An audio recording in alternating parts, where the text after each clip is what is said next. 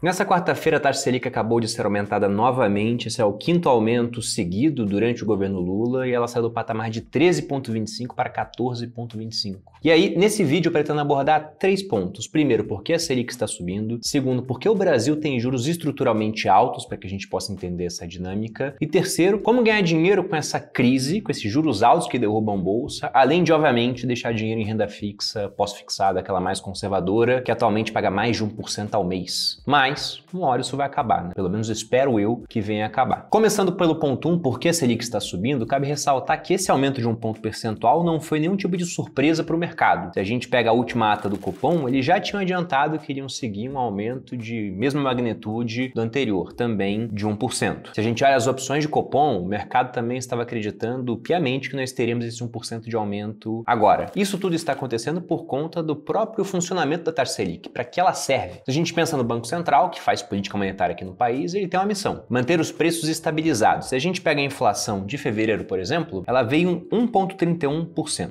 o que foi o maior dado de inflação de fevereiro dos últimos 22 anos. Apenas para efeito de comparação, a gente teve uma inflação de 1,31% e o CDI no mês foi de 1%, ou seja, a inflação subiu mais do que o CDI. Eu já fiz um vídeo na segunda falando especificamente sobre isso, então de maneira muito resumida, quem quiser mais detalhes pode ir no vídeo. Nós tivemos alguns vilões no mês, como educação, já que você teve reajustes de escola, que impactam bastante o índice inflacionário. A habitação, uma vez que a conta de luz subiu 16%, em janeiro ela tinha ficado represada artificialmente por conta do bônus de Itaipu, que permite que parte do lucro de Itaipu seja usado para abater o valor da conta de luz. E em janeiro tivemos um IPCA muito bom, mas artificial. E em fevereiro agora o IPCA de verdade de 1,31. E o grande vilão no ano é o grupo dos alimentos. Para citar um caso, apenas o ovo subiu 15% no último mês. Sendo que o ovo é um alimento de substituição. A carne está muito cara, então vamos comprar mais ovo. Só que o ovo agora tá caro também. E aí vem a dica do presidente, né? Se tá caro, não compre. E aí nós temos que entender que essa inflação crescente, ela é uma consequência daquela alta do dólar que tivemos no ano passado. Vamos lembrar que em 2024 o dólar chegou a subir 27% contra o real. E apesar da queda desse ano, que fica em torno de 8%, em 12 meses ainda temos acumulado algo como 13% de subida. E qual o ponto dessa questão do dólar? Porque ele é causa desse efeito inflacionário, mas também uma consequência de medidas adotadas pelo governo, ou que não foram adotadas. Para quem acompanha aqui o canal, não é mistério que o governo tem tentado fechar o déficit que temos aqui no Brasil, porque nós gastamos mais do que arrecadamos, pela ponta da arrecadação. E em arrecadação, o governo foi bem sucedido. A gente bateu recorde atrás de recorde ao longo do ano passado. A arrecadação teve um crescimento real muito forte. Porém, as despesas permaneceram crescendo, de modo que o déficit primário ele continuou e o déficit nominal ele foi recorde de mais de 1 trilhão por conta do efeito dos juros. E aqui nós temos que entender como é que funciona esse ciclo. Como eu citei anteriormente, a taxa Selic é um instrumento de política monetária. O Banco Central usa a Selic, aumentando ou diminuindo o valor da taxa para tentar controlar a inflação. E aí nós tivemos que o dólar subiu, o que provoca preços mais altos aqui no Brasil. Tudo que é importado fica mais caro, tudo que pode ser exportado fica mais caro. Então a inflação sobe. Quando a inflação sobe, o Banco Central aumenta a taxa de juros para tentar conter essa inflação. E vamos ver aqui que isso não é imediato. Você não sobe a Selic e na mesma hora a inflação começa a arrefecer. Demora meses para que esse efeito possa se espalhar pela economia. Só que o grande problema é que o Brasil é um país endividado. Se a gente pegar pela metodologia do FMI, utilizada no mundo inteiro, você pode ver nesse ranking que nós ficamos atrás apenas de Argentina e Bolívia. E até um ponto interessante, porque pela metodologia nacional, a nossa dívida PIB está na casa de uns 80%. Pela internacional, utilizada em todos os países, está próxima de bater 90%. Sendo que grande parte dessa dívida está atrelada à taxa Selic, cerca de 47% dela. Então, quando a Selic sobe, também aumenta a despesa com juros aqui no país. E aí, isso causa mais risco fiscal, uma vez que, para pagar essa despesa, o governo deverá arrecadar mais, ou cortar gastos, né? O que ele não quer fazer. Só que para arrecadar mais tem um problema, porque o Brasil já tem uma carga tributária como percentual do PIB muito alta, na casa dos 34%. Isso é mais alto do que a Suíça, enquanto aqui no Brasil o serviço público é padrão África subsaariana, padrão Zâmbia. E aí quando o investidor internacional olha para isso, os caras já tributam muito. Eles têm uma despesa crescente, então não vai dar para tributar muito mais, apesar dos esforços do governo nessa direção. Cara, para investir nesse país, ou eles me dão mais juros, ou eu tô tirando meu dinheiro. Se eles tiram dinheiro, o dólar sobe, a inflação sobe, o que vai provocar a subida dos juros, e talvez com juros mais altos o dólar volte a entrar aqui no país, controlando um pouco esse efeito inflacionário. Mas não de forma imediata. Se a gente pega a expectativa do Boletim Focus, por exemplo, para 2025, a gente espera uma inflação em 5,66 até o final do ano. O que vale dizer é muito acima da meta que nós temos aqui no Brasil, de 3% de inflação, com 1,5 pontos percentuais de tolerância para cima ou para baixo, ou seja, o teto da meta seria de 4,5%. E aí, por mais que a gente veja a taxa Selic subindo nesse ano, vai ser difícil mudar essa dinâmica. De modo que o Banco Central ele já está olhando para horizontes relevantes, onde de fato a taxa atual possa ter impacto para diminuir a inflação, como o ano de 2026, 27, 28. Novamente citando dados do Boletim Focus, que saem semanalmente, para 2026 a expectativa para o IPCA é de 4,48%,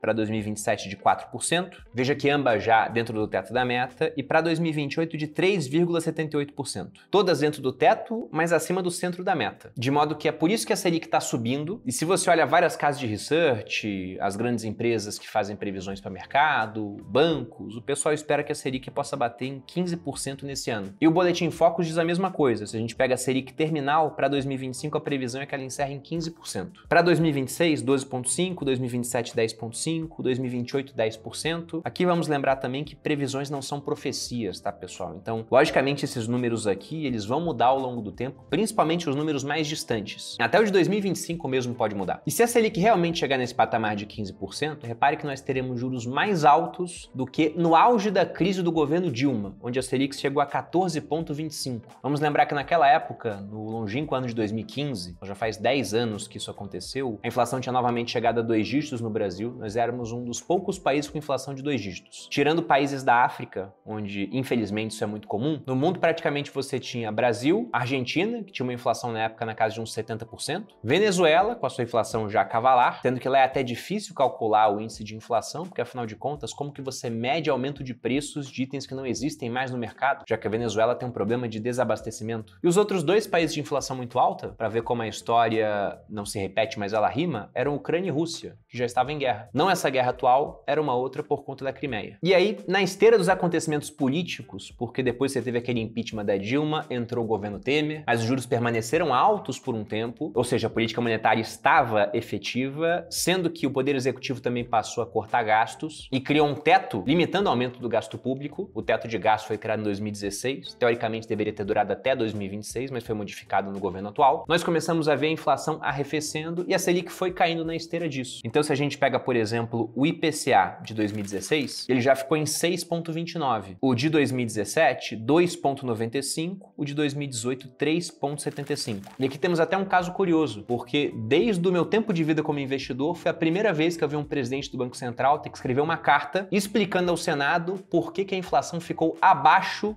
do piso da meta. Foi o caso da gestão do Ilan durante o governo Temer com essa inflação de 2,95 em 2017. Então, resumindo aqui nesse primeiro ponto, o que a gente espera com essa subida da Selic é que ela venha controlar a inflação, não mais em 2025, a gente deve estourar o teto da meta nesse ano, mas no horizonte relevante, 2026, 27 e 28. E aí, antes de ir para o segundo ponto, para que você entenda por que estruturalmente os juros são altos aqui no Brasil, eu vou lembrar para todos que querem compreender melhor essas dinâmicas econômicas e poder tomar decisões acertadas com o seu dinheiro, investindo tanto aqui no Brasil quanto no exterior para aproveitar oportunidades, que no dia 7 de abril eu vou abrir inscrição para a turma 30 do Viver de Renda, meu curso de educação financeira completo, onde você pode entrar sem saber nada, sendo completamente leigo, e lá, se você assistir às aulas, participar da comunidade, usar o suporte que responde às dúvidas todas durante o período de 12 meses, você vai aprender a investir. Inclusive, nós temos uma garantia lá. Se você assistir o curso todo, tirar suas dúvidas com o suporte, e ao final você falar, olha, eu não estou investindo, eu inclusive devolvo seu dinheiro. O Viver de Renda não está na turma 30 à toa, não estou fazendo isso já há 8 anos, por acaso, é que o curso realmente é muito bom. E como essa é uma turma importante, não um número redondo, só aconteceu 2 vezes até agora, a turma 10, a turma 20, teremos agora a turma 30, nós separamos 2 bônus muito especiais. O primeiro deles é que uns 300 primeiros inscritos nessa turma do Viver de Renda vão ganhar uma participação no evento presencial exclusivo, onde nós teremos a gravação de episódio do podcast Os Sócios. E essas mesmas 300 pessoas, nesse episódio, vão receber uma edição em capa dura do meu livro Em Nome do Povo. Essa aqui é a capa normal, a capa dura está sendo feita, e eu pensei nela exclusivamente para isso. Nem sei se essa edição vai estar à venda no mercado, mas se tiver eu vou colocar um preço bem salgado, eu quero que seja de fato um item de colecionador. E cada uma dessas edições estará autografada por mim. Então, para quem quiser participar, tem um link aqui na descrição, você pode entrar na lista de pré-matrícula. Lembrando que a gente abre inscrição 1 hora antes para quem está na lista, em comparação para o pessoal que acompanha simplesmente as redes sociais. Então, para ficar entre os 300 primeiros, é necessário que você entre na lista de pré-inscrição. Do contrário, eu duvido muito que você consiga pegar uma dessas vagas. Voltando agora ao vídeo, vamos para o item 2, 2022 para que a gente possa entender por que os juros no Brasil são altos. Uma primeira estatística interessante é que a Selic ficou 70% do tempo acima de 10% durante os últimos 25 anos. E se a gente pega somente nos últimos 3 anos, os juros permaneceram acima de 10%. A última vez que a gente teve juros abaixo disso foi lá em 2022. E isso, logicamente, tem uma explicação histórica, principalmente se você observa os anos antes do Plano Real. O Brasil foi um país que passou por um ciclo de hiperinflação muito forte. Inclusive, eu gosto muito de estudar essa parte de história econômica dos países, e é difícil você encontrar um exemplo como o do Brasil, um país que passou por uma hiperinflação cavalar sem ter passado por uma guerra. Citando um dado aqui que está na página 107 do meu livro, eu quero que vocês pensem sobre a inflação acumulada de 1980 até 1994. Em 94 nós tivemos o começo do Plano Real, que melhorou bastante a questão da inflação aqui no país. Qual você acha que foi a inflação acumulada durante esse período de 14 anos? Thales, dá um chute. 1 milhão.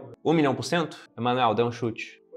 800. 800%? 800 mil. 800 mil por cento? Dá um chute. 500 mil. 500 mil por cento. Foram chutes razoáveis, tá? Geralmente o pessoal fala 400%, mas a inflação acumulada durante esse período foi de incríveis 13 trilhões, 342 bilhões, 346 milhões, 717.671,7%. Tive até que tomar ar para falar esse número tão grande. Então, se uma inflação de 100% são preços dobrando, uma inflação nesse nível são preços multiplicando por 260 bilhões de vezes. Isso aqui tá no meu livro, mas eu tirei do site do IBGE. Então, esse é o passado inflacionário do Brasil. E aí nós temos um ponto, né? Esse passado inflacionário cria hábitos nas pessoas. Por exemplo, quando eu estava na Academia Militar, eu pude fazer um intercâmbio, um West Point, Academia Militar Americana, e lá quem me recebeu foi um cadete americano que tinha passado um tempo no Brasil. E ele começou a falar de coisas que ele achou curiosas aqui no país. Ele ficou na casa de uma família e falou que essa família todo mês ia para o mercado e fazia uma grande compra no início do mês para não ter que comprar mais nada depois. Sendo que nos Estados Unidos ele falou que isso não acontecia. E o motivo disso é a questão da inflação. Lá no passado o pessoal ganhava o pagamento, ia direto para o mercado e tinha que comprar antes que o pessoal começasse a remarcar os preços. O que acontecia às vezes mais de uma vez por dia. Tem muita gente que tem freezer em casa para guardar carne por conta de hábitos daquela época, já que a carne aumentava de preço todo mês ou simplesmente sumia das prateleiras. E tem aquele episódio jocoso do Sarney mandando a Polícia Federal de helicóptero para procurar o boi que estava escondido no pasto pelos pecuaristas. E aí tudo isso acabou gerando o que a gente chama de inércia inflacionária aqui no Brasil. E se os Estados Unidos e países europeus não tomarem cuidado, esse tipo de coisa pode acontecer por lá também. Porque depois que você passa a ter uma inflação alta por bastante tempo, o que o pessoal faz é replicar que isso vai continuar acontecendo no futuro. De modo que no começo do ano o comerciante vai lá e pensa, cara, tá tudo aumentando de preço sempre, então vou aumentar o meu preço em 10%.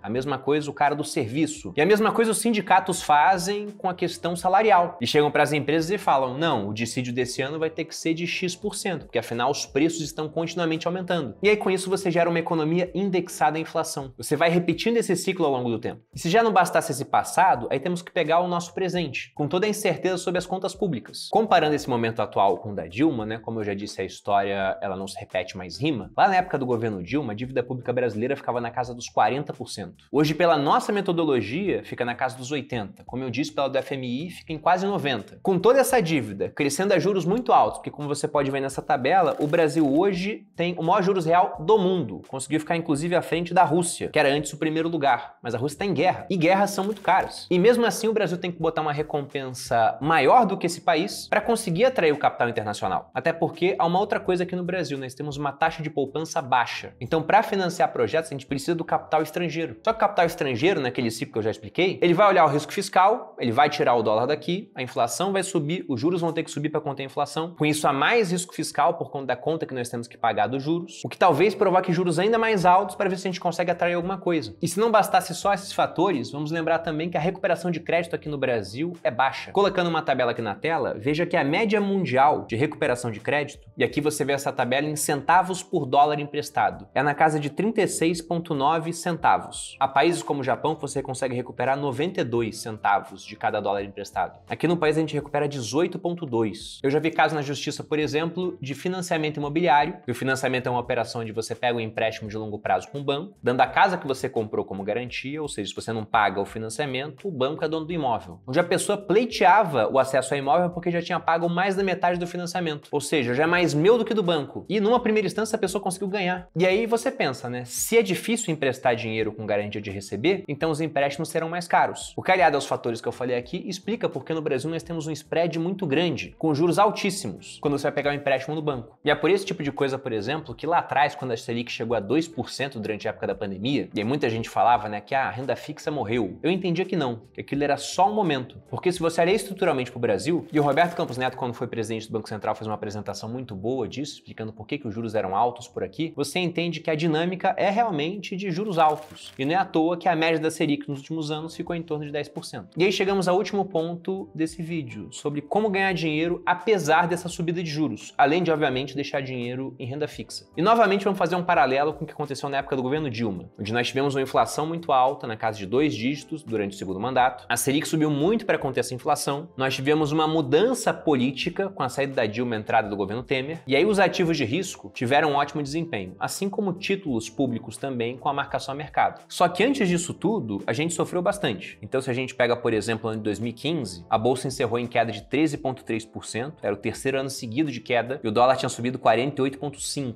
Nesse movimento, os juros de longo prazo aqui no Brasil também bateram recordes. Foi a primeira vez na minha vida que eu vi um título público pagar IPCA mais 8. Era normal você investir em pré-fixados pagando 16%. Eu cheguei a pegar LCIs que pagavam 18% isento de imposto de renda. Até que em 2016 tudo mudou. E mudou antes até do impeachment da presidente Dilma, porque o mercado ele adianta os fatos. Se você pega a bolsa de valores, aquilo é um mecanismo antecedente do que vai acontecer na economia. Ah, a bolsa tá caindo e a economia tá bem. Sim, porque eles entendem que no futuro a economia vai estar mal. Ah, a economia tá mal, a bolsa tá subindo. Sim, porque os investidores entendem que no futuro a economia estará bem. Então, antes do impeachment, a bolsa já começou a subir. Em 2016, com juros ainda elevados no Brasil, a bolsa subiu 38,9%. E esse era só o começo do ciclo de alta. Se a gente pega desse período até 2020, a subida foi de quase 200%. Lembrando que se 100% dobra o seu dinheiro, 200% você triplicou o seu dinheiro. Isso eu tô falando só de bolsa, mas em marcação a mercado, em títulos públicos, os títulos de maior duration, maior prazo de vencimento, retorno do dinheiro para você, de maneira simplificada seria isso, também geraram ganhos acima de 100%. Pô, Bruno, mas você acha que a mesma coisa pode acontecer agora? Eu não digo a mesma coisa, mas novamente eu vou usar a frase do Mark Twain que diz que a história não se repete, mas ela rima. Veja que nós viemos de uma conjuntura ruim, de bolsa deprimida, de títulos públicos com taxas altíssimas, e aí uma mudança política catapultou essa mudança no preço dos ativos. Lembrando que em 2026 nós teremos eleições. E eu definitivamente não sou a pessoa que fala que o presidente Lula não tem chance de se reeleger. Ele tem chance, tem a máquina pública, isso é uma vantagem. Contudo, pegando o índice de popularidade das pesquisas e o fato de que a gente pode ver uma certa tendência global de não reeleição, talvez até ligada à emergência das redes sociais. Difícil para o governo hoje, é crítica atrás de crítica o tempo todo. E para um político como o Lula, muito hábil, que lá atrás, né, tinha um encontro com o sindicato, falava mal do empresário, tinha um encontro com o empresário, falava bem. Mas hoje em dia isso vai para a rede social na mesma hora, e o pessoal vê que não há muita lógica naquilo que está falando. Só muda o discurso de acordo com o público, mas na rede social tá lá para todo mundo. Então pode ser que a gente tenha de fato uma troca de governo. E aí já tem muita gente apostando nisso, como por exemplo o JP Morgan, que levou a recomendação para compra de bolsa brasileira, citando uma mudança de regime nas eleições de 2026. E aí, se o estrangeiro começa a vir para cá, como parece que começou, mais capital estrangeiro, mais dólar entrando, derruba a cotação do dólar em relação à nossa moeda. Algo que também pode ser somado à tendência global de um dólar mais fraco, que é um dos objetivos do governo Trump. Então o dólar está batendo 5,67. A bolsa aqui no Brasil está subindo. Pela primeira vez no ano, voltamos a bater o patamar de 130 mil pontos. E isso sem que o investidor nacional esteja muito animado com bolsa. Se eu faço um vídeo para falar de bolsa aqui no canal, ele não vai ter tanto view quanto tinha, por exemplo, lá atrás, principalmente antes da pandemia, nos anos em que a bolsa estava subindo de maneira muito forte. Inclusive, um gráfico interessante que o meu sócio, Thiago Nigo, me apresentou, mostra como a gente pode estar diante de uma oportunidade muito interessante, já que a pontuação da bolsa praticamente está de lado durante um tempo, mas o EBITDA, que seria o resultado operacional das empresas, está crescente. Então, você poder comprar empresas que estão com resultados mais fortes por preços mais baixos, costuma ser algo muito interessante, uma vez que, no longo prazo, o preço das ações tende a acompanhar o resultado das empresas. De modo que dá para você aproveitar bem esse período aqui para ganhar um dinheiro dinheiro com renda fixa? Sim, mas não deixe de aprender a investir. Porque o que acontece é sempre isso, né? Nesse período o pessoal não busca conhecimento, porque afinal de contas qualquer um consegue 1% ao mês com risco muito baixo, basta deixar no Tesouro Selic, num CDB de um banco. Só que é nessa hora também que você deveria aproveitar para aumentar um pouco o risco da sua carteira, comprando ativos de renda variável, uma vez que com uma mudança política, você pode ver esses ativos subindo muito e os juros começando a cair. E aí você vai querer correr atrás do prejuízo, já vai comprar esses ativos bem mais caros. E aí novamente eu lembro que para quem precisar de ajuda com isso, a Turma 30 do Viver de Renda abre em abril, link na descrição para quem quiser entrar na pré-matrícula.